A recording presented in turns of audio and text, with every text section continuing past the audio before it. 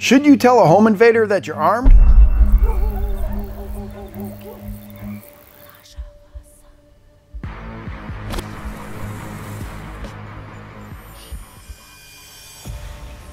We'll talk about that in just a minute. But first, I'll let you know we have a gun giveaway going on right now.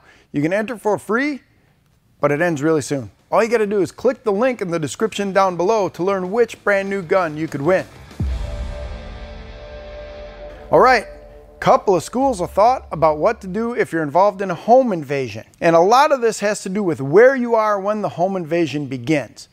Most people are assuming that the home invasion is gonna happen at night and the bad guy's gonna come kick in the door or burgle his way inside, and you're gonna be up in your bedroom or asleep and wake up and have to deal with this home invader. In a situation like that, I do not want you to go into Rambo mode or John Wick mode and start trying to clear your house. Your plan should include getting yourself to a safe position, a position of tactical advantage, turning on lights to make sure you can identify who this is, because maybe it's not a home invader after all. And then announcing yourself, getting on the phone with 911 and hollering out, "I've called the police, I am armed, leave now." Make sure you do that, because you are not only protecting yourself, you're not going in search of someone and possibly getting into a physical altercation where you don't even get to use your gun, but you are announcing your intention. You are letting them understand that you are willing to defend yourself. You are not going down to the first floor of your house or going in search of someone who is stealing something, so it's not self defense.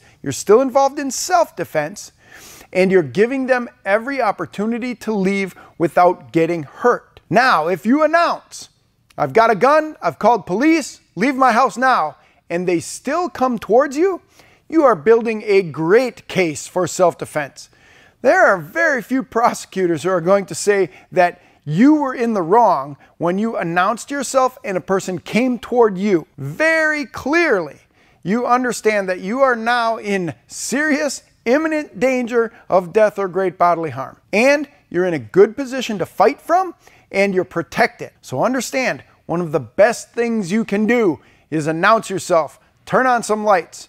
Home invaders who are coming at you at night typically don't want to meet anyone, so you understand that. Now let's talk about the other alternative. It's not nighttime, you're awake, you're either watching TV or you're cooking dinner or something like that, and you're involved in a home invasion where somebody bursts through the door and they're trying to take over your house. They're trying to attack you with speed and violence of action. Understand at that point you may or may not have the time to give a verbal warning, stop or I'll shoot. You may not be able to do that. Things might be happening so quickly that you need to engage this attacker before you even have the opportunity to say something. Now, in this situation, it's completely different. You don't have to go looking for the attacker. You don't even have that option. Remember, I told you not to go looking for the attacker before. In this situation, you know exactly where the attacker is. They're trying to kick their way through your front door or through your back door or coming in your house through a French door or a patio door, something like that. Those are the easiest access points for home invaders to get in. They're gonna smash through and they're gonna come in and try to attack you. In that situation,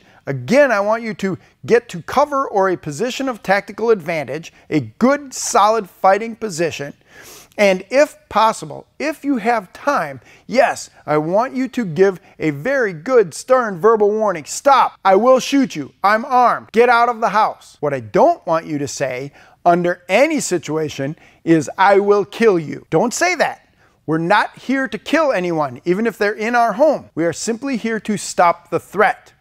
If as a result of their actions, they die because of our reaction to their aggressive action, we feel really bad about that. We're sorry, we didn't intend to kill anybody. We just wanted them to stop. But I don't want you to be on record saying you wanted to kill someone.